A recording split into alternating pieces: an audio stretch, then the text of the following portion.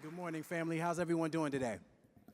Good. I just want to say I bring you greetings from the great state of North Carolina, but even though I'm from another coast, I want to thank you for making me feel at home. This has really felt more like a family reunion than a conference, so I appreciate y'all for embracing me with open arms. More importantly, I'm also grateful that you, too, agree that it is courageous to carve out spaces for students to share their stories and that the true power of education exists and begins with those stories. When I performed Liftoff at my graduation from Harvard last year, I did not see this moment. I didn't see the conferences, the keynotes, the book I have coming out next month. I'm just grateful. Thank you. Thank you. I'm just extremely grateful knowing that there are so many other warriors for justice in this room under this important cause. So without further ado, this is Liftoff. Education, then, beyond all other devices of human origin, is a great equalizer of the conditions of men. Horace Mann, 1848.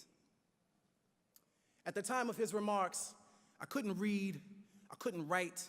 Any attempt to do so, punishable by death. For generations, we have known of knowledge's infinite power, yet somehow we have never questioned the keeper of the keys, the guardians of information. Unfortunately, I've seen more dividing and conquering in this order of operations, a heinous miscalculation of reality. For some, the only difference between a classroom and a plantation is time.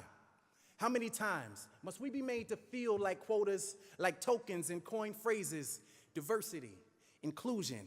There are days I feel like one, like only, a lonely blossom in a briar patch of broken promises, but hey, I've always been a thorn in the side of injustice, disruptive, talkative, a distraction with a passion that transcends the confines of my own consciousness, beyond your curriculum, beyond your standards.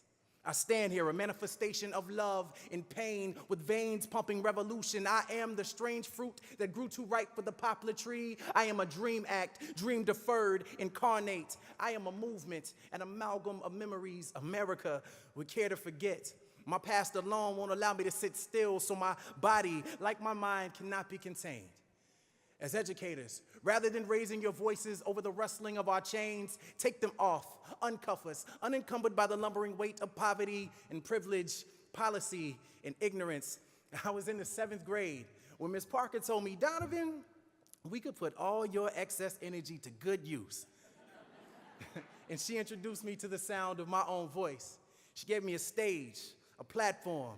She told me that our stories are the ladders that make it easier for us to touch the stars. So climb and grab them. Keep climbing, grab them, spill your emotions in the Big Dipper and pour out your soul. Light up the world with your luminous allure. To educate requires Galileo-like patience. Today, when I look my students in the eyes, all I see is constellations.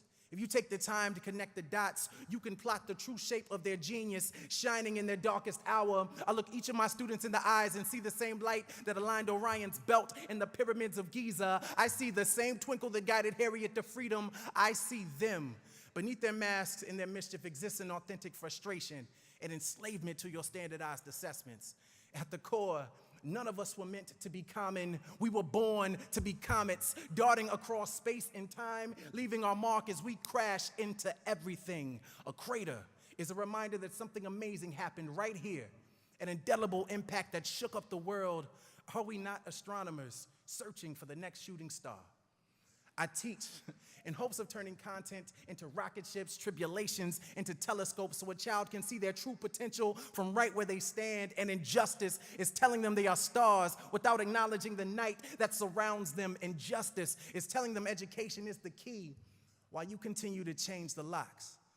Education is no equalizer. Rather, it is the sleep that precedes the American dream. So wake up, lift your voices until you patched every hole in a child's broken sky. Wake up every child so they know of their celestial potential. I've been the black hole in the classroom for far too long, absorbing everything without allowing my light to escape. But those days are done. I belong among the stars, and so do you, and so do they. Together, we can inspire galaxies of greatness for generations to come. So no, sky is not the limit. It is only the beginning. lift off. Thank you.